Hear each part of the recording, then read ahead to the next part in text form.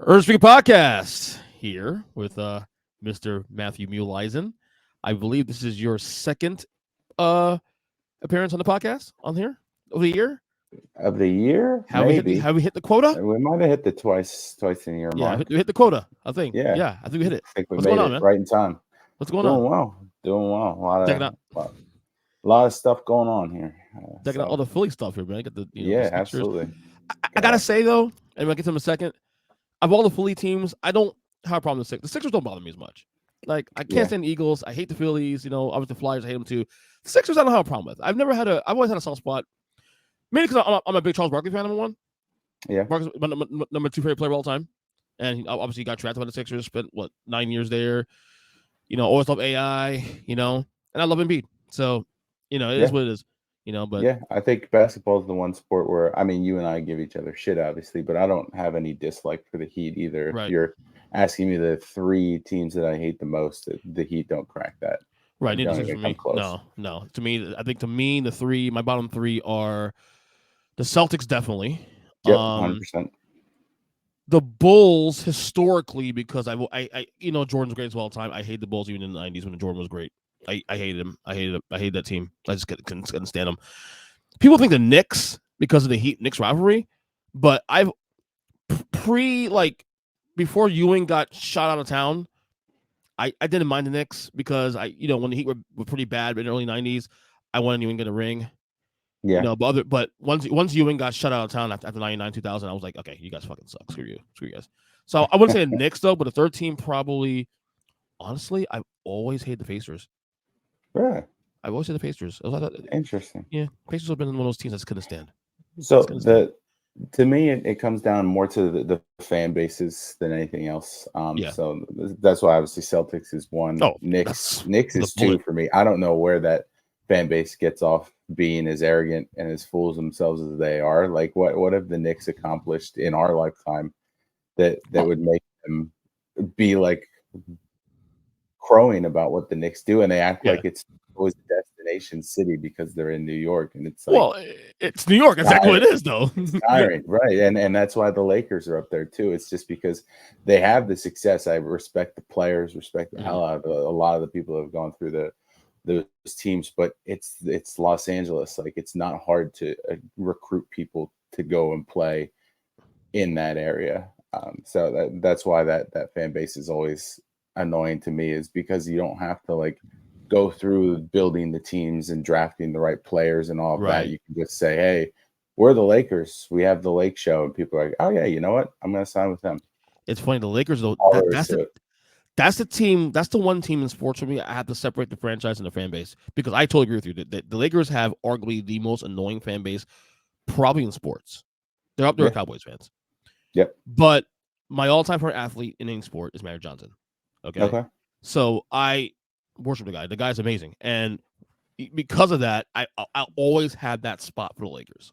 Yeah, I can never hate the Lakers too. I always like the players on the team too. Obviously, I loved Kobe. I never had a problem with Shaq. Obviously, wasn't around as much during like the Magic and Kareem years, but from what I've seen and everything, there's a lot of good positive stuff coming out of that team overall. And even now, I've never had any dislike for LeBron or AD. Right. It's just kind of like the fans, the entitlement of like we're Los Angeles and we deserve to have every good player. That's same to what the Knicks fan base does. That's why it was kind of fun for the last, like, prior to LeBron getting to LA, those like really like lean years in 2013 to 2020 where they were as bad as the process Sixers, but it was didn't like, get the same amount of shit. Yeah, I remember. Right. The little humble sauce in that Laker fan base. Yeah. Right. Yeah. But we're clear that the 8 in your Twitter is not about Kobe Bryant, right? We're clear about that, right? Well, yeah, I've changed that name since, but yes, that was never about Kobe. Before we get started, you have another podcast you do actually every week, called Maximize Monday. Yes. What exactly is that? What exactly is that about? Yeah, so that started a while ago, actually, like at the very beginning of the pandemic, where we all got like sent home and everyone was working remotely, and we didn't have like our morning meetings anymore. And I just started that kind of on a whim with a coworker at the time. She and I kind of did one episode, was just kind of like a let's see where this goes type of situation where we're just kind of holding ourselves accountable. What are we doing each week, or this week? Right. And it blew up. Corporate loved it, and they wanted us to keep doing it. So I did. Eventually left the company, and it was like, I've put a year and a half into this, getting different people from within the company to join me to talk about the same thing. What if I take it with me and expand on it, outside of the company that I was at, and expand that to anyone who wants to come on and just talk about either what they do or what they're trying to do. It's kind of evolved over the years. And now more recently, it's kind of putting a showcase on what you do for a living, what you enjoy about it, give some insight to people to, who might not know a lot about the industry or the company that you work for, and give them some kind of feelers of what they need to do to be successful in that field. Because right now, the job search for a lot of candidates, there's a lot of layoffs, there's a lot of cutbacks, there's a lot of eliminated positions, and it's just like a trying time right now for a lot of people. So when they have like no hope, no end in sight, and they want to know what else they can do, they've been doing something for so long, how do I get into something else? That's really what I aim to do with the show. So get people on from different walks of life, just to kind of showcase that there's a lot of transferable skills from one job to the next that you might not think of. A lot of it is highlighted on the education field, because I was an educator for 6 years until I mentioned that. I know you and your wife's a teacher also too, right? What did you teach? What did you teach? I was high school English. She is still high school social studies. So my path was a little different here in Pennsylvania. The teaching landscape, 8 years ago, we're talking, was very competitive. So it was kind of like there was layoffs, there's cutbacks, and when your position gets furloughed, that's kind of, you either start over in a new district or you have to go into something new. So I went into something new. Right now, it's a little different. So teachers are still kind of at that point. It's not as competitive. There's not eliminated positions. There's just a lot of burnout right now, and a lot of teachers who've kind of lost the passion for it just because of how much politics is getting injected into the classroom now and trying to make a change. And so try to aim to show them that there are different things that they can do as well. Because, you put your resume out there and it just says, I don't know, middle school science teacher for the last 20 years. And someone's going to look at that and be like, okay, well, you're not going to be a fit here. So how can we break down that resume and showcase what you do every day? Because it's not just standing in front of 30, 14-year-olds for an hour at a time and teaching them about rocks and planets. You're learning software, you're doing talent development, you are de-escalating situations, conflict resolution, communication. Like there's so much that goes into being a teacher that you can turn into something else if it's at that point in your life, your career, where you're ready to make that change. And you left, right? You outright just left, right? That career. Yeah. So I was part of that process, that my position was eliminated. And so rather than start fresh, I was like, I'm pivoting into something new, and recruiting made sense for me. So that's where I transitioned into. And that was a popular field for educators to enter into now. I wouldn't recommend doing it at this point in time, just because of all the cutbacks that there are in talent acquisition. But it certainly is something that a lot of educators can find success in. You don't miss teaching, do you? Do you miss it? Or yes and no. The summers off were certainly nice, but I really enjoyed connecting with the kids. It kind of made me stay on top of things. Always finding new ways to get them engaged in lesson plans was fun. So having to like kind of understand what was popular, then how can I relate the crucible to what's going on in your life? So that type of challenge was always what I enjoyed the most, and the interactions with the kids. I mean, they're always just so funny. And at the time, I wasn't as old as I am now, so like I was still like would get on my PS3, dating myself, and play them in Madden or in 2K or something after school was always kind of cool too. That was like my way to connect with them outside of the classroom, was just to kind of talk shit on Madden after the fact. Well, especially high school too, especially because kids are getting to the stage where like they're not adults quite yet, but they have kind of at least an adult mentality. At least they and I still limited myself. Like I never did Call of Duty or GTA online with them. I had my limitations. Right. But it was certainly fun to do like the wrestling and the sports games with them. for sure. You met your wife through that too, through teaching as well?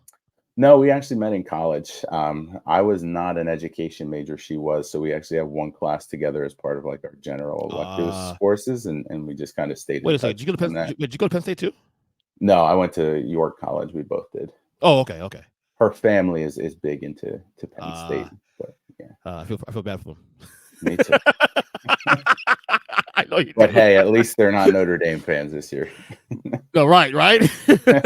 All right, let's get to the Sixers real quick. Yeah. Hot start to the year for the boys. I mean, I know they lost Monday night, 8-2 now. Right now, as we're recording this now, they're currently playing the Celtics. Third quarter. Playing the Celtics on a back-to-back without Brown and Kristaps. So we'll Brown's see. out? I believe so. Oh, okay. I just turned like the an game on a while illness. ago. Yeah, I didn't catch much of it before the half. Gotta be honest with you, I'm very surprised at how.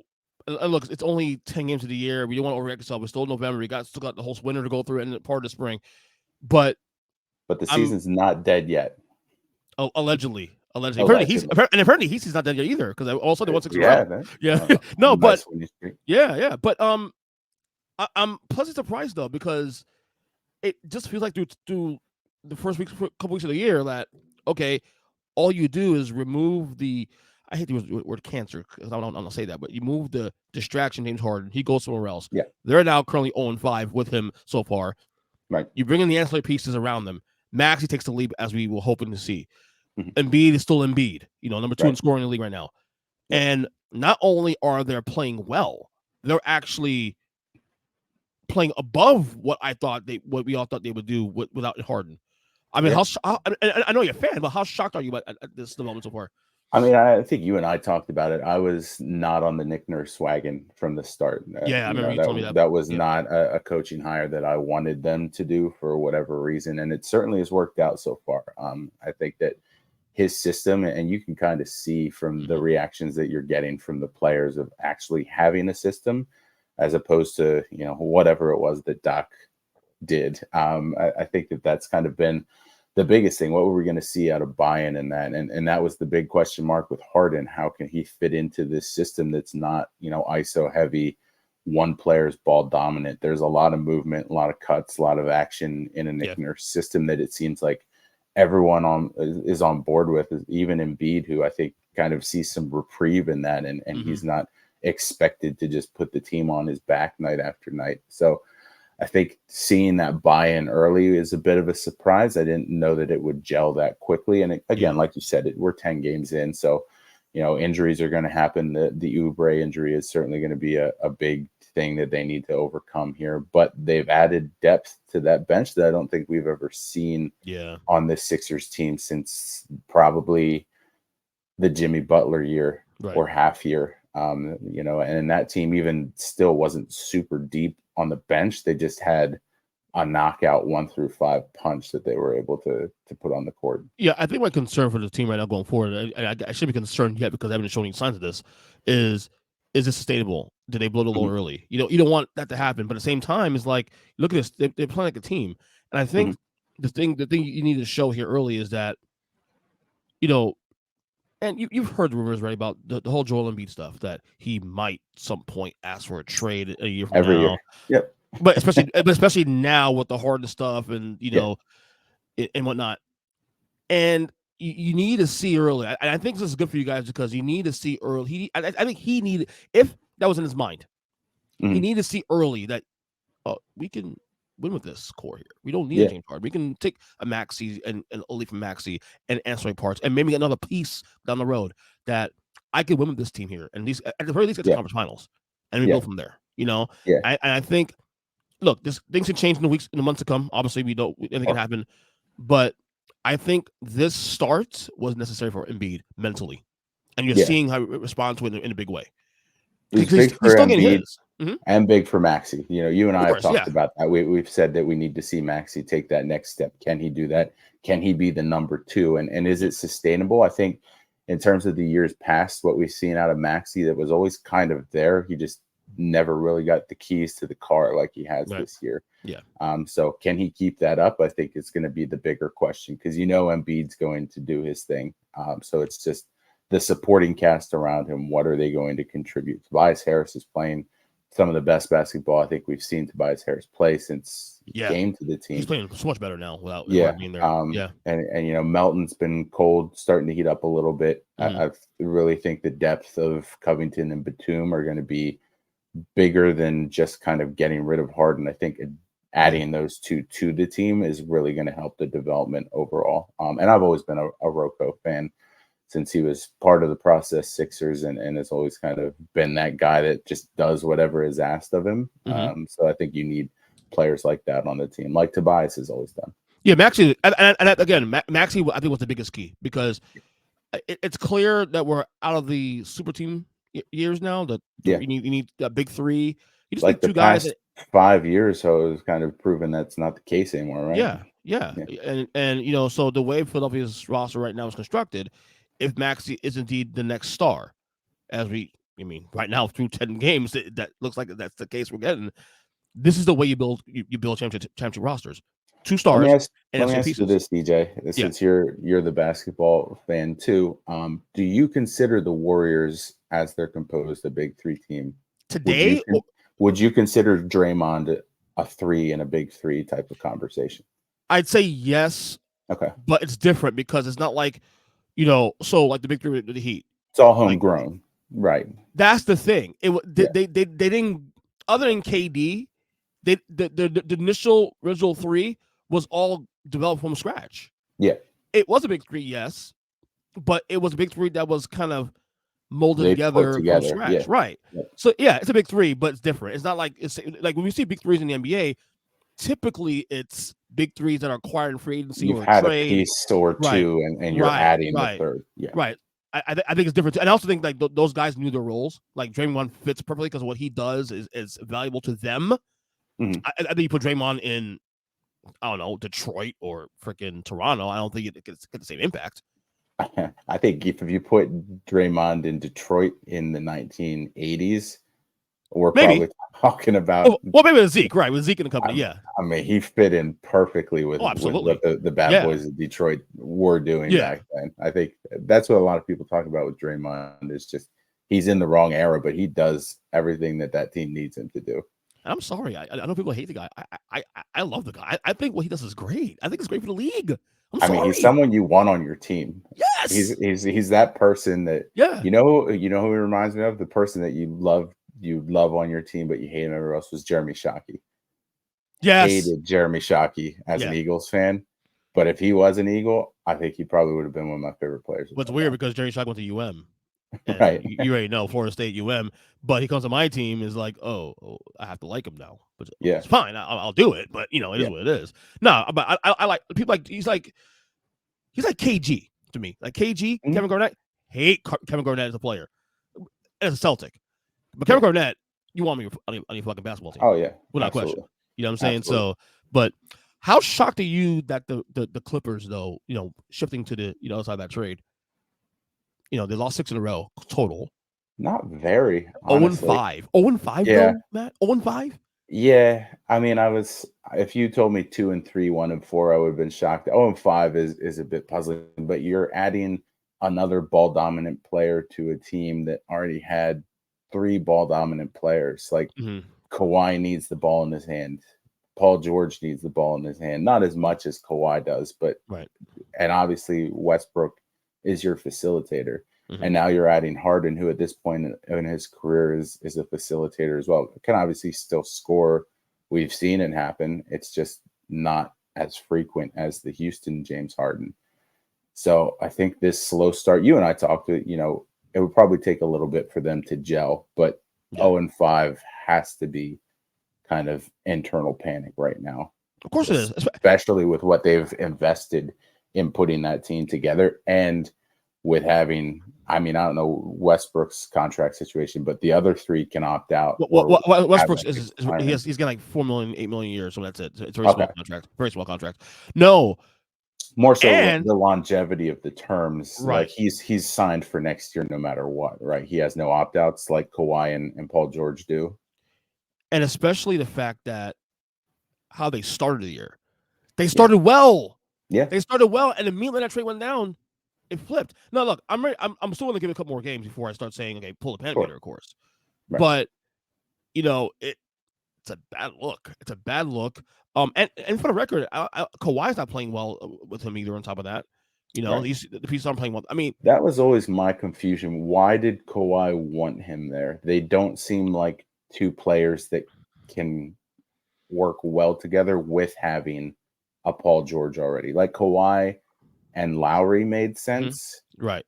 Because there wasn't that Paul George there to assist with the scoring and the facilitating. Right. When you have that, you don't need a James Harden. That was always puzzling to me. Here's the reason why still, even after 0-5, I still defend the trade.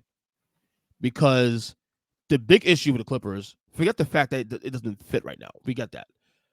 And it's still there were even questions before they made a trade that could this fit actually, because what we know and what we're seeing now. Right. James Harden was an insurance policy because the first problem the Clippers, forget whether Harden's here or not. How many games we get out of Kawhi this year? How many games we get out of Paul George this year? Same as one James Harden. James Harden, yes, he's annoying and it's a bad brand and he's a toxic figure. He still plays basketball. He still play 82 games a year. He's still playing 75 to 82 games a year. No matter, he shows up on the court for most of his games, unlike Kawhi and Paul George. Sells tickets. And well, that too, yeah. So if you're baking in Kawhi, missing 20, 25 games a year, you're baking in Paul George missing maybe 15 games a year, having a James Harden is a good insurance policy to have while they're gone. Now we can figure out the stuff, the particulars outside of that when they're all together, figure it out. But it's worth the risk because James Harden, again, is on his final year of his contract. He opted his contract with Philadelphia, which got traded here. So it was still a risk worth taking because of where this franchise is currently. Because they're on the verge of blowing it up anyway next year or two. Anyway, so go for broke. Might as well. Right. So that's why I still defend the trade for that reason alone. Yeah, I think in the grand scheme of things, the Sixers got a lot more than I was anticipating, but I don't think that the Clippers necessarily emptied the chest to bring in James Harden. It wasn't the Paul George trade. They gave up bench rotations, depth pieces on expiring contracts, 2 future first-round picks, and a swap and a second. So, I mean, a good haul overall in terms of what we were expecting as Sixers fans from a team that was bidding against themselves, but not a full depletion of assets. No young players left. They wanted to hold on to Terrence Mann. They did. Why? I don't know. They're not really utilizing him, but yeah, exactly. He's there, I guess. So if they need to in the future, they can. Well, I thought Philly won that trade though because Philly got enough pieces that can hold that fort down. All they need was answering pieces around Maxey and Embiid. It's still Max makes a leap, which he has 210 games has shown to have done. So it is what it is, man. But so far, I mean, it looks like a disaster for the Clippers right now. I mean, it's right there on that alone. You had an issue with a take I had last 2 weeks. Well, one of many takes I have. I mean, if I lost track of many takes I make, you have to remind me which one. The SGA take that I had. And all I said was this. It actually started with my buddy Chris on this podcast all the time. Because he's been an SGA guy for about 3 or 4 years, actually. He's been the first early SGA fans here. And he had made a take that he had said that SGA might be a top 5 player now, if not next year. And I said, that's not necessarily a bad take to look at because all depends on what you have on your list going to the year. Now, for full disclosure, I mean, on this podcast, I did a rankings with my boy Zach and Chris, and I had SGA come to the year at 11 on my list of top 10, 25 players. ESPN had him number 8, on their list. So if we're looking at ESPN's list as a barometer of top 25 guys, whatever we call it in the league, I mean, and the way he's playing now, and the team is playing very well to the top of that, all I said was the leap from 8 to 5 is not that difficult at this point. It's not a huge leap, but I think there's too many players that are also ascending that would kind of challenge him for that as well. I mean, if you break it down, he's not ahead of Giannis. No, of course not. Nor will he be. You could put him behind probably even Dame still at this point. You would really? Talk to me in a year. We'll see what the end of the year looks like. But I would still, at that point, you're just kind of making the case for that. So yes or no. I mean, I don't think I'd putting him ahead of Tatum. Okay, so you're okay. Real quick, I don't know if you have an actual list, but if you had a top 5 list right now coming to this season, who are your top 5 guys? Yeah, that's me any order. Okay. Jokic, obviously Jokic number 1. Jokic is number 1 in there. Giannis is in my top 5. I would put. Trying to think. Luka? Yeah, Luka's in there. I'm trying to think if I want to put AD in there because of the injuries. Because you and I have talked, when he's healthy, unstoppable. Top 3 in the league, in my opinion. Yeah. When healthy. Yeah. You saw the impact last year, but he's never healthy, though. That's right. what it is. That's kind of the issue. He was number 9 or 10 on my list. I think he's number 9 or 10 on my list this year. Yeah. I put Tatum still on my top 5. And it's tough for me to even take Curry out just because of how pure his shooting form is.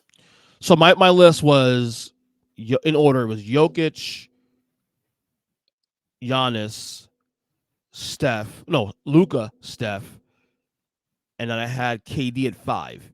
Okay. That 5 through 7 was weird because I had KD 5, Tatum 6, Embiid 7.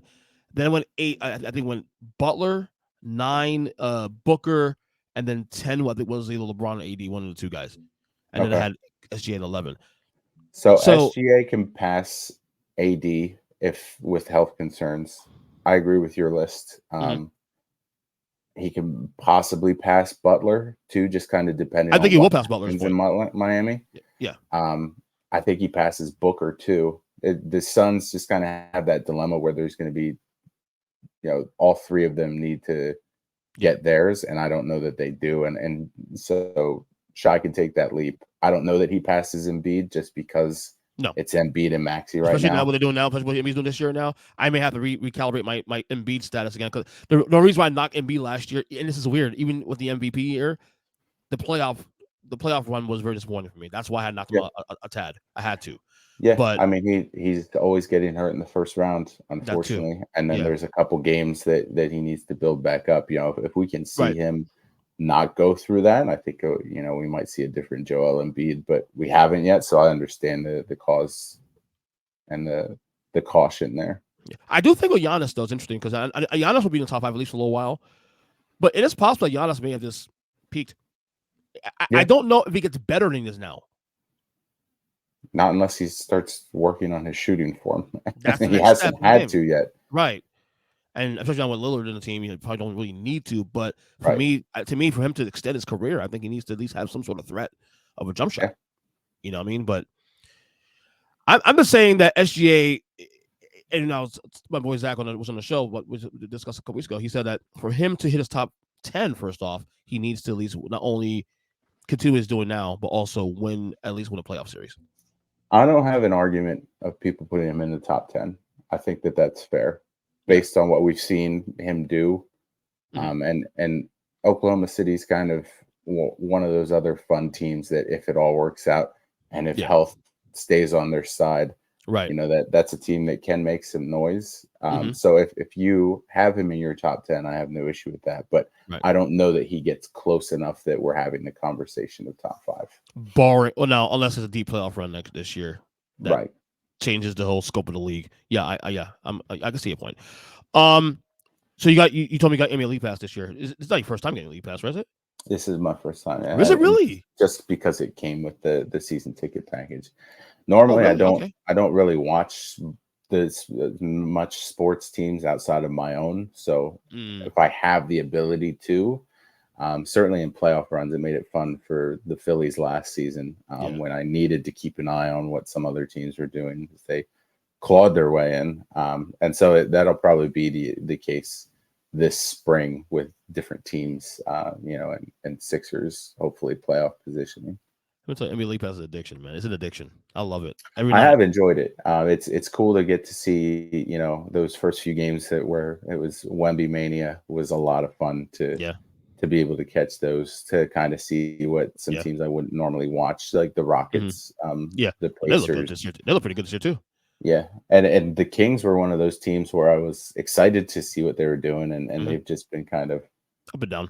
a But slow burn for well, them. Fox has been hurt too. Also, he just got back I think Right. a couple of games ago, and they won the other night. So maybe turn things around there. But what have been your favorite teams to watch? So what? Give me like top 3 teams. Not any order. Outside of the Sixers, Yeah, the Spurs were up there, and they still are until they fall off. I'm keeping an eye on the Suns, and when they have their health back to normal, because I'm just so Did you just intrigued. hear that tonight they beat the 3 guys tonight, and then they pulled it. They pulled last minute pulled Beal because his back again. Yep. Annoying.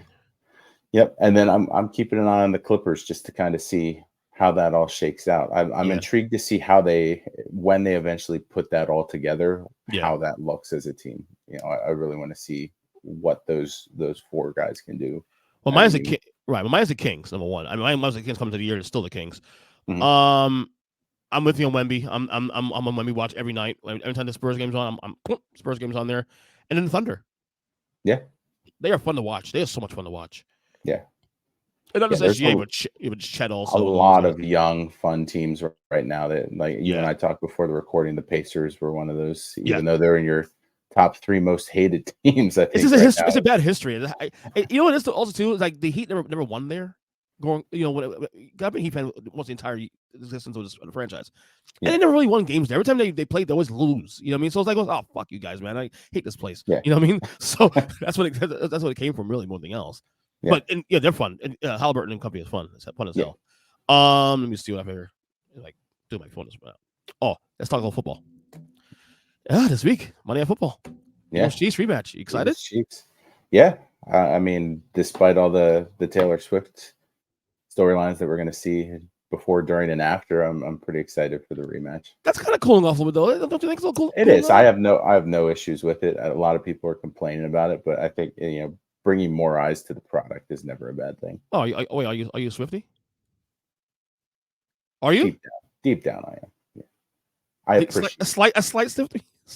I would say it's more than slight, and that's one of those things that too. Like we were talking about guilty pleasures on the recap the other week, and I don't really have any because, like, if I'm in my car and someone's with me and Taylor Swift comes on the playlist, I'm not like, oh, how'd this get on here? Like, I don't really like get embarrassed about, like, my music choices or like my movie choices, anything like that. But yeah, she's a frequent appearance on my playlist. I've always been that person. My music taste is very, very wide open. Like you've seen it. I'm a metalhead, but I'm also love pop. The same way. I mean, I'll go from Slipknot to the Eagles to Taylor Swift to Jay-Z. Like it's all over for me. Yeah, I'm not a Swiftie by no means though, but I appreciate some of the songs she has. I think I get a good vibe about her as a celebrity. I get a good vibe about her. She's a nice person. Like, she seems like very sweet. Local girl too. She's from PA? From the Philly area, Missing area. Oh, I didn't know that. Why did I think she was from Tennessee? I think she moved there. Okay, that makes sense. Branded out of there, yeah. But home for her is Philly. Yeah, well, yeah, that's cool. But I feel like the whole Swift thing with the NFL has kind of cooled off the last couple of weeks now. Like, it has, cool. Yeah. I think we're getting into like real NFL talk now. We're down to the final stretch of the year now. Right. But it's Eagles Chiefs rematch. Game of the year, obviously. Yeah. Both teams off. I mean, the NFL couldn't have done this imperfectly. Scripted well, off bye weeks, especially 2. You can't ask for anything better than that. Eagles 8-1, best record in football. No surprise there. I thought Jalen Hurts needed this bye week more than anybody else. I mean, he's had a decent year. He looks hurt, obviously. And I'll tell you what, I actually love the Eagles' chance to win this game. I actually picked them to win this game. So, because KC's good, they're still good, and probably still favorites in the AFC. But I think Philadelphia is starting to really turn that corner now.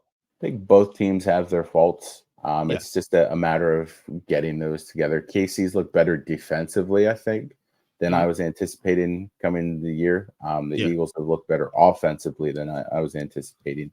But the defense for the Eagles has been not as advertised from last year. Yeah. And the offense for the Chiefs, kind of same thing, not as up tempo and high powered. And now that I say that, they're gonna just unload on the Eagles defense. Exactly. But I think that's kind of been the surprising aspect for me, is just that the different sides of the ball have been the better sides. You go into the season you expect the Eagles defense, which was just kind of historic last year in the sacks and turnovers, not really doing that this year. And the Chiefs were just kind of blowing teams out left and right last year, not doing that as much. So I think that's going to be one of those things is going to end here. So is it the Eagles defense finally shows up? Is it the Chiefs offense finally takes off? What are we going to see? Yeah, I don't know. I think like my boss is an Eagles fan too, diehard, and I told him like, look, you guys have been struggling, but I'd rather be 8-1 and struggling, trying to figure things out, than being the Bengals with 5-4 and trying to figure things out, or worse off my team, the Giants, who are terrible. If you're 8-1 and figuring things out, that's a scary proposition for the rest of the league, in my opinion. Yeah, absolutely. I mean, similar to the Sixers early on, you win those games and it helps you in the end. Right. I know people say you learn more from a loss sometimes, but give me the win. Yeah, absolutely. I'd rather just have the win. Do you feel confident about the game? Because the spread is 2.5 points, and that half point going, it's 2.5 points KC. But you know how to step. You're a gambler too, like I am. You know how it goes. Home team was just 3 points. That half point is telling you that Philadelphia here. Philadelphia has the slight edge. Yeah. I mean, it's tough going into Arrowhead. That stadium's always loud, always impressive. Andy Reid off of a bye week is almost unbeatable. Yep. So we'll see, but I think either way, I don't think it's either team is going to blow out the other team. I think it's going to be similar to the Super Bowl where, a field goal difference in the end is what we see. So I think the best bet's the over. Yeah. That's the best bet's the over. I would agree. I think you'll see a little more offense from both these teams this week, especially in KC's end. I think so too. Yeah. But the only thing I wish, well, I say I wish as an Eagle hater, but this would have been cool to have both these teams unbeaten coming to this game. That would be cool. That would be awesome, But I like Philly here, to be honest. I really do. Like I just think that, KC is going to be KC, but I just think Philadelphia is rounding. Okay, now they're figuring things out. Now Jalen Hurts will be a lot healthier, hopefully, for his sake. Coming to this week after the bye week. I feel like the Eagles have a better vibe right now, going through this next stretch of games. So give me the Eagles this one. Yeah, I think that it's one of those games where even if the Chiefs do ultimately end up coming out on top, that's not a big caution for me, unless it's like a 41-0 blowout, and then I'll be concerned. Right, yeah. But with the Bills who are floundering on the horizon, the Niners who are starting to get back to where they were, and then the Cowboys in Dallas, I think that stretch of 3 games is a little bit more important to me than if we lose to the Chiefs and drop to 8-2. I'm not as concerned there. I'll tell you what, if they win this game, especially on Monday, I think it's the NFC's a wrap in terms of like the number 1 seed, because I'm looking at the schedule here. I mean, so you do. I mean, you still got a couple tough games here, but you got the Bills at home, which the Bills at this point the Bills are not that good. They get the big rematch with the Niners. Cowboys, Seahawks, Giants, Cardinals. I mean, dude. Other than the Niners and the Dallas game on the road. Dallas in Dallas, yeah. Yeah, there's really no other. I mean, in Seattle could be rough, a little bit weird, but that's one. Eagles always struggle against the Seahawks, no matter where it is. That's the Eagles Pacers for me. That's that one team that we just never seem to beat. So that would be a bigger measuring stick. Can we actually beat the Seahawks this year? Yeah, if they win this game, if they win this against KC, I'm locking them up as a 1 seed. Even the Niners get it together, because I can't see the Niners and Eagles. But that schedule, though, I don't see the Niners and Eagles swapping three games. That was kind of the plus thing. They have this gauntlet of 4 tough games, and if they go 2-2 and then they finish the year against the Giants twice and the Cardinals, they're still finishing with 13 wins. That's what I'm saying. I don't think the Niners will get 13 wins. I think the Niners will still get like 11, maybe 12 tops. Yeah. That's it. So yeah, Eagles on 1 seed, they win this game. CJ Stroud, you missed the Huddle Up last night. We talked about CJ Stroud a lot on the podcast. I'll bet. Where do you stand on the CJ Stroud MVP conversation? Because I made a point on X / Twitter, what the fuck you guys call it now. And I was very clear about this. I didn't say he was the front runner. I said that he is. If I'm putting together a list of 5 candidates right now for MVP, I'm hard pressed to not to. Is he in that conversation? Top 5? Absolutely. Yes. Yeah. You agree? Oh, so you agree with me then? Yeah. Okay. Top 5. I wouldn't put him top 3, and I don't think he necessarily has a realistic shot of winning, but I think he has earned the consideration for it. Here's the thing, too, also. Like, through 10 weeks, because this has been a really strange year when it comes to, like, individual performance here. This is the first, and it's something I'm happy with, actually. For the first time in probably my entire lifetime, we're not talking about quarterbacks as clear MVP frontrunners. Like, we had a little bit of a, maybe Jared Goff could be the conversation, and then he's out. Then you have a little bit of Lamar Jackson and Josh Allen, and you saw that's played out. Yeah. And I'm looking at all the quarterbacks, even Jalen Hurts, who had spots this year. A down year for him. Yeah. He's played up better in recent weeks, but he's had some couple rough starts. There were some bad games, yeah. Right. Name me a quarterback, and even Tua, but name me a quarterback this year that's been more consistent this year from 1 through 10 so far, through 10 weeks, than CJ. I'm hard pressed to find another quarterback who's played more consistent so far throughout the year. And elevated the team also. Maybe Mahomes, but that's expected, and that's also probably legacy playing into that. Bingo. You're just like, it's Patrick Mahomes. He's always going to do that. What's on a Texans team that's won 11 games total coming to this year, 11 games total in the last 3 years. He gets there, and all of a sudden, if the playoffs start today, they're a playoff team. That's out of this world. That's the Brian Daboll argument there, EJ, where you're just giving it to them based on exceeding expectations, and do they actually deserve it? You mean to the CJ or look, I still stand by that, brother. I still stand by that last year. He's been shit this year. I mean, my only issue with it was that the year before then, it 100% should have been Sirianni for the same reasons. He took a team that was nowhere close to the playoffs and took them to that. Granted, they lost to Tom Brady on his way to his Super Bowl win, but that's no. Oh no, it was the year. Yeah. Sorry, Tampa lost the next week to the Rams. Right. Yeah. Right. Who, for whatever reason, that year just kind of had the touch of God. Hey, look, they're paying for it now, obviously. Right. Yeah. You always sell out for that win. Oh, dude, that year, and Kyle will tell this also too. I made the case for Sirianni that year. I said that he wouldn't probably be coach of the year, but he's definitely in the top 3 ranking because I thought the past 2 years he got overlooked. He could have won it either of those 2 years. Yeah. Now, is that going to be similar to this year? Does he get it this year similar to Embiid getting the MVP, where they didn't give it to him the year they should have, and then just kind of righted their wrong?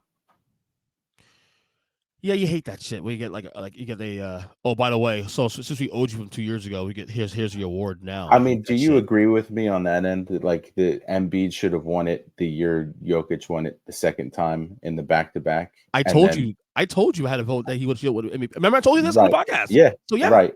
And then last year it should have been Joker, 100%. But I think that's kind of where they were righting their wrongs, because if not for that whole Bill Simmons creating new metrics to kind of discredit what Embiid has done versus what Jokic was doing, I think he wins that year easily. To be honest with you, I had Embiid both years. Did you? Had Embiid both years. I had Embiid last year too, and I got but this is the 82 game sample. Why do people complicate this fucking argument? We're discussing an 82 game sample, not the playoffs or 3 years ago. No, it's the 82 games. Who was better? And look, I'm not saying that it was Embiid by a landslide. It was definitely nip and tuck, both years. But when they also go head to head, who usually comes out on top? That was my tiebreaker. Yeah. That was my tiebreaker was head to head matchups, and Embiid dominated his ass every time. So, I mean, you want to talk about obviously his run in the finals last year, legendary. No one's questioned that. We're talking about an 82 game sample. It was Embiid last year. It was Embiid the year before that too, in my opinion. Yeah, it is what it is. I got lost. Where we're talking about now? CJ Stroud. Yeah. So, CJ Stroud, top 5. You agree? Top 5 in MVP consideration. Yes, I would agree. Okay. And yeah, there you go. That's cool. I don't think I have any quarterbacks in my top 3, honestly. So I have Tyreek Hill right now is my runaway. Not runaway, but number 1. Tyreek is my number 1. I have McCaffrey as 2. I have AJ Brown at 3. So do I. I have the same 3. And CJ's 4. I was got to see more of CJ. We got to see the little larger sample, obviously. And then I fifth probably have one, Mahomes ahead of CJ in that 4 or 5 spot, but I don't yeah, think either of them have been as impressive as the three that we mentioned as our top three. I don't think it's great we see non-quarterbacks once getting some love at Yeah, that in that bracket of conversation. Because would it's love to so see some defensive players get that kind of attention well too. to your point. My number 5, if it's not Mahomes, it's Myles Garrett. Yeah, fantastic season for him. And now with the Deshaun Watson news that came out today, if they still go to the playoffs and he still dominates, I think he gets a lot of consideration. Not wins it, but he gets a lot of consideration. Yeah, honestly. What do you stand on the whole Michigan investigation? As a Notre Dame fan, I'm enjoying it. Was it fair though to Michigan the way No, it's handled? it's not. It's not. And so, Michigan fans like our friend Jim, are going to struggle with not having due process and everything. And I think the way it's been handled has been messy. Yeah. And I think that speaks to the Big Ten commissioner. And I think that these are a lot of rushed decisions that are going to come back and ultimately bite them. Because now you're setting a precedent for future years. If there's any sort of allegation, hints at any type of improper actions, then, you've already set the standard that, you have to act before everything is done. Now, what's the question in the future, if Iowa has this happen, or if Ohio State has this happen? I guess I'll use a more realistic one of like a program people will care about. Right. No offense, Iowa fans, but if Ohio State has these types of allegations again, because they're not free of tarnishment, then do you see the same level of reaction? And if not, then we're going to start seeing some issues in terms of, does Michigan want to remain in a conference where they're not being treated as evenly as the other programs? And if the Big Ten loses Michigan, what does that do for the Big Ten? Ooh. So I think all of this has kind of been just kind of sloppily handled. And it's been at the pressure of ADs and coaches from competitive programs that want to see a strong competitor take that knockdown. And I think that it was kind of fumbled. I know you've heard Jim's commentary on this, but I'm enjoying it. Yeah, I never heard Jim's commentary last couple on the show yesterday, and then his observations on Monday on the podcast. He's going to town on the Big Ten. I've seen the tweets. Yeah, I haven't checked out the shows yet, but I do follow along on his threads there. What's his name? Patini? Whatever his name is. Patini. That sounds accurate. Yeah, some shit. Call him an asshole and all this stuff. Yeah. Like you wouldn't think that. You wouldn't think he's a Notre Dame fan the way he's going in. Right. You think it's actually a Michigan fan. Right. Yeah. I do wonder though, like if Michigan will get penalized heavily in the playoff situation, eventually, let's say they slip up even one time against Ohio State or in the Big Ten championship, if they will use this against the school. That would have to be the only instance, because I mean the college playoff committee operates separately, right? So I mean it would have they would have to hope for that. Right? They do, but not like a nudge here going on. Nice segue there, because you didn't get a chance to react to this with us last night. We do have a new rankings that came out this past a week after my lock it up is when it actually happened. I was so convinced that Georgia was going to win big 2 weeks ago and vault back up into number one. So now it happened. There it is right there. You do updated college playoff rankings. I know I did a reaction on my Unfiltered podcast last night after it. But Georgia number one now, which it should be. Ohio State 2, Michigan 3, Florida State 4. I've been saying all week long, and Noles fans have gotten my ass about this, but I still stand up by this. Look, I'm not sad that they're number 4, but quite a skeptic. If you're asking me, fairness aside, Florida State should not be in top 4.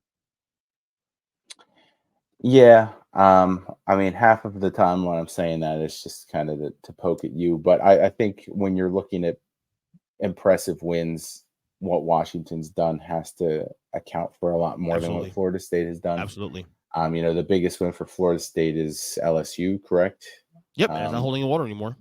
Right. Whereas Washington has beaten Oregon, now Utah as well. And that's the biggest win. And that's the biggest win of the year. I argue that's the biggest win of the year right now is the Oregon win. Still, it was the most impressive for sure. Yeah. I think that the committee's just kind of biding their time. Obviously, Ohio State and Michigan both aren't going to make it. So inevitably, Washington will get up into that top 4 unless they stumble at some point, which is tough to really see happening right now just because they've been playing such smart football. But even still, does a 1-loss Oregon or a 1-loss Washington get in ahead of a 1-loss Ohio State or Michigan? I think that's going to be an interesting conversation. I think what we're seeing here, and I think what the Florida State part is very telling, is that there's going to be a premium this year in being unbeaten. Mm-hmm. If you're unbeaten, you're pretty much automatically getting in. Right. I think so. If Florida State does its job, so Florida State has a light schedule until the championship, correct? Yeah, North Alabama next week, this coming Saturday. Loss. Then Florida next week. And then at the Swamp, that could get a little weird, obviously, because it's a road game, it's a rivalry. Florida's just been so awful this year. Yeah, good. I'm happy about that. And then I guess Louisville would be the opponent in the ACC game. Louisville is a top 10 team right now by virtual ranking, so that would be if they win that game, Louisville stays the course. That would hypothetically be a Louisville in the top 10 though. Is just mind-boggling to me. Yeah, Kyle was giving everybody shit for that. But here's the thing with Louisville, if you don't put them in there, who else deserves to be in there? Yeah, not Penn State at this point. Not Oklahoma, not LSU. I mean, who do you put in there? Like Oregon State? Yeah. I get it. It's just that they lost to Pitt. Oof. That's a bad. I know, and at 2-7 now, Pitt. I mean, that's a bad loss, man. I agree. And their big win is Notre Dame, who's clinging to a top 20 spot, and it wouldn't surprise me if they fall out of that with a narrow win against Wake Forest. Notre Dame is arguably the best 3-loss team in college football. I guess LSU has a case to be made there, but LSU is probably a little better. Yeah, I don't know. But do you agree with the top? I guess top 6. Yeah, I mean, I think if you swapped Florida State and Washington, that's probably what I would have done. Likewise, but they've beaten everyone that's in front of them. You can't knock them for it. So I think ultimately it's all going to play out the way it should. Ohio State's going to lose to Michigan most likely. Ohio State ends up at 5. Washington gets moved up, and I think Florida State, Michigan, and Georgia, Washington are 2 really fun games. I will say though, I'm very fascinated by because I think you agree that it's pretty much an 8-team race. Yep. At this point, I think Alabama's a cutoff, right? Yeah, we agree with that. Yeah. There's still a path for Alabama and Texas. I think Alabama's path is a lot more clearer than Texas. It's clearer in terms of what's in front of them. I think Texas would have the easier path, but Alabama wouldn't need as much help. Because if Alabama knocks off number 1 Georgia, they're vaulting them. Yeah. Whereas Texas is going to play Oklahoma or Oklahoma State in the Big 12 championship, and that's not going to be as impressive a victory. Right. To leapfrog. But doesn't that hypothetically Alabama wins the SEC, Texas wins the Big 12? Well, Big 12. Does that actually strengthen Texas's chance to get in now because they have that win against Alabama? Yes and no. I think it's just more recency bias. So, like, if they win against Oklahoma or Oklahoma State or whoever they play in the Big 12 championship, I guess there's other teams that could still be in play. If they sneak by them, I think that and Alabama beats number 1 Georgia, even if it's by, a point, I think that that's going to hold more weight than the SEC or the Big 12 championship. I do think the way it's playing out right now, because the schedules, everything else, I feel like the only team that's going to have any leniency as a 1-loss team is Georgia. Yeah. I think they're the only team. Yeah, I don't think they tumble out of the top 4 even if they lose. So hypothetically, you get unbeaten Ohio State, Michigan's out, or loser of Michigan Ohio State is pretty much out. I would say was out. Yep. Let's say we get Florida State wins the ACC, locked in. Yep. Let's say Bama wins the SEC. They got to be in, right? Right. Obviously, got to be in at this point, right? I think it would depend on what happens in the Pac-12.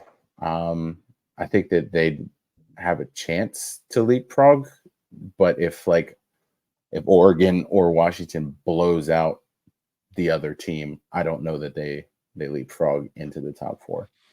Interesting. I think they would go ahead of Texas, but I don't think that they leapfrog a team that wins convincingly in that Pac-12 championship game. So you're not necessarily convinced that Bama gets in, even if they win the SEC? Not 100%. I think there would be a lot of things that would need to happen still. Washington, Oregon, we win. Washington beats Oregon, but just barely, or vice versa, then I could see them making a case for Alabama to move up. Wow! I didn't think about that one. I'm fascinated by this whole, and I think this is actually going to be the most fascinating. It's going to be a really fun championship weekend because I don't think we had this many unbeaten teams this late in the year under this playoff under the 14 playoff. Yeah, at this point, usually a team has stumbled already. At least one. Like last year, we had TCU was unbeaten till the title game, but everybody else under the 3 teams, TCU, Michigan, and Georgia, all had a loss. Like USC at the time had a loss. I think Ohio State had a loss at that time too. Also, so 5 teams now this late, and we're gonna. The way it looks right now, schedule wise, the only team right now in the top 5 that has a chance of losing this weekend is Washington. Yeah. I don't think they will lose. No, I don't think so either. No, so I don't know, man. This is going to be a very fascinating. Should be a wild finish. Yeah, I can't wait for next weekend when you get all the rivalry games. All right, one thing to get you out of here. Are you doing your holidays, movies, 30 days of Christmas? 25 days. Yep. Wait, it's 25 days, right? Yep. Do you mix it up movies, or you do the same movies every year? So I always leave like 5 spaces open for new stuff that I want to check out. So far, there's been nothing like really new that has made the rotation regularly. So there's 20 standard, and then 5 spots where I'll check out something new that came through. What are some of the standards you guys go to? Like you guys go both adult themed and kid friendly, or? So first, the big tradition for us is the first movie we watch every Christmas season. Day 1 of the 25 Days of Christmas movie is a very Harold and Kumar 3D Christmas. That's the number one. So 20 is out though, but it's been years though. But I don't know why that's the one that we start off the season with. So, but that one is Christmas Eve is always the Disney Christmas Carol with Jim Carrey, and then Christmas Day. It's not my favorite, but we always just have a Christmas story on in the background just because it's on 24/7 anyway. Yeah, or 24 hours. Just so I don't sit and watch it, I just catch pieces of it here and there. Right. But then we have our standards like Christmas Vacations there, Home Alone 1, 2 are on there. We not do 3? Santa Claus, not 3. We just do the first Santa Claus with Tim Allen. We try to throw in a horror film every year, so like Krampus, Black Christmas, something like that will come through. You a big horror guy? Yep. Oh, okay. Yeah, and then we want to do a horror movie draft one day on the show. Maybe one day. Yeah, we did that once. It was Ryan and I and Valentina Vasquez did a horror film draft, and we did the characters 1 year as 3 count. Okay. No, I was thinking about doing something similar to that. I don't know if I can do 25 days because like my wife and I schedule is so topsy turvy in a way, so it's hard to really lock in. There'll be a couple days where we can't do anything, but maybe do at least a block here and there. Like we mix it up. Like obviously Home Alone is a favorite for us, obviously, but we do like Love Actually. We do what's the other fucking movie with what's that movie with Hugh Grant? Another one. Oh, well, that was Love Actually. There's another one he does too. Also, there's another one he does besides Love Actually. Oh, really? Yeah. Oh. I think I'll have to look into that. maybe do something else. No, but we have like a nice combination of movies we do. Like we rotate here and there, and I think we added some recently in the last year or two with the kids and whatnot. Yeah. So, Okay. but yeah, I'm gonna try that this year. Maybe not 25 days. Maybe do like at least like half of that. You know, maybe like 12, I do 13 that. days. And then I separately, because my wife is not into them, but I'm a huge fan for some reason, and don't ask me why, of the Hallmark Christmas movies. So I you are? I usually pick like 7 or 8 of Why is those as that? well. What is it about it? Is it something I don't know. nostalgic I about don't it? know. I think it's just. I mean, You're a they're softie. pretty simple. It's always the same formula. I like to see if they stray from it at all, and they never do. So I don't know. It's an easy watch. They're an hour and 30 minutes. You get a nice bow at the end of it. You're all set. The guy or the girl who's coming home for Christmas for the first time in 12 years, they're gonna fall in love. They're gonna kiss, but not until the very end. Do you cry ever? No tears are shed. But so you don't have feelings still. You watch. What I like to do is just kind of rank them then, and just kind of see how closely they follow the formula that I've made up in my mind now of what these films follow. I think my biggest challenge, because I used to be really into writing, is in the next year or two, I want to actually like sit down and see if I can write a script for a Hallmark Christmas movie and send it in for consideration. See like how far in the process I can get of this, like, because I know the formulas now. You got to have the person returning from home that's either lukewarm on the holidays in general, or has recently suffered a tragedy that has shut them off from that, and how they're going to break out of their shell. So I have the ideas. I just need to get there. Damn it. You guys lost. Damn it. Did they? Lost by 10. Yep. Huh. Watching the game right now. Just bound to happen. Fucking back to back. Can't stand the Celtics. Can't stand them. Anyway. So now Twitter will be all doom and gloom. Yep. It is. Trade everyone. Send Embiid to the Knicks. Yeah. So if the Heat win tomorrow, we only have a game behind you guys. Oh shit! All of a sudden, out of nowhere, we're from 1-4 to 7-4. We'll see what happens there. Yeah. Plug away, Matt. Next time you're on the pod, as always, man. Yeah, of course. Yep. You can catch me on Mondays on the Maximize Monday podcast, primarily on LinkedIn, but that's on your Spotify, Apple Podcasts, and YouTube as well. Mm-hmm. Catch me on Tuesdays and Thursdays on the 3CT podcast. Thursdays, I'll talk about wrestling. Tuesdays, the variety show. We talk about. I'll be honest, man. I am digging the variety show more than the Thursday show. Honestly, the variety show goes all over the place, dude. A lot more fun. Yeah, we all get to contribute a little bit more. We're not boxed in by wrestling topics, so it's a lot more fun for us to do for sure. Do you still watch Raw and SmackDown weekly, or is this how do you consume wrestling? Not religiously. So I watch like the highlights on YouTube the next day. I have it. I record it every week, and I always just kind of delete it right away and just watch the clips instead. But yeah, it used to be routine for me. Monday 8 to 11, I was in front of the screen, and now it's, if I can catch it live, I will, but I rarely do. I just don't have the time or the energy to watch weekly TV. Pay-per-view is one thing, but there's a lot of wrestling to consume right now between SmackDown, Raw, NXT, and then your 2 AEW shows, Impact, if you're still into that. Like, I mean, it's too much at times. So the premium live events, the pay-per-views, I make it a point to watch. But other than that, it's 5-6 minute clips on YouTube. Yeah, because even in the late 90s, during the Attitude Era, like, okay, you just watch Raw every week because it was just Raw and just Nitro. That's it. And then, I mean, obviously added SmackDown, but it felt like back then was easier because it wasn't oversaturated with all the wrestling content. Look, they were only like 2 hours long too at the time, right? Raw went 2 hours. 9 to 11. Yeah, Nitro went 3. Yeah, Nitro went 3. Yeah, 8 to 11, and Raw went 9 to 11. But yeah, it's harder now to watch because there's so much shit to watch. And then, like, especially this time of year, with football and basketball be back. Good luck. Because I'm watching the holidays. There's a lot going on this time of year. Yeah, I'm watching Monday Night Football, right? I'm watching League Pass. I just can't. I can't bring myself to watching weekly wrestling like I did like 3 or 4 years ago. I just can't. I can't do it. I gave up. Yeah. So I'll just depend on YouTube to keep me informed. Makes it easy for sure. Of course, and you're not really missing anything, honestly, because you still they tell you what's going on. So it's a lot of recaps. I mean, a lot of Raw is like filler anyway. Oh God, yeah. Oh God, yeah. Without question. Hey, Matt, good job as always, man. All right. Appreciate you having me on. Yes, sir.